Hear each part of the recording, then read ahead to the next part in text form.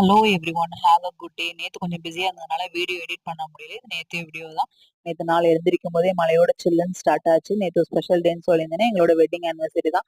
11 years ஓடுனதே தெரியல. ஆனிவர்சரியோ பர்த்டேவோ வரும்போது தான் நமக்கு வயசும் அதிகமாகுது, வருஷங்களும் ஓடுதுங்கிறது ஞாபகம் வருது. கோவிலுக்கு போயிட்டு ஒரு 10, 15 பேருக்கு சாப்பாடு குடுக்கறதுக்காக வெஜிடபிள் பிரியாணி, ரைத்தாவும் ரெடி பண்ணியிருந்தேன். வெறும் ரைஸ் மட்டும் குடுத்தா நல்லா இருக்காதுல்ல. அது கூட ஸ்வீட் குடுக்கறதுக்காக கேசரி ரெடி பண்ணியிருந்தேன். ஃபுட் எல்லாம் பேக் பண்றதுக்கு ஜெஷு தான் ஹெல்ப் பண்ணா. 15 பாக்ஸ் தான் வரும்னு நெனச்சேன். ஆனா 20 பாக்ஸஸ் வந்துருந்துச்சு.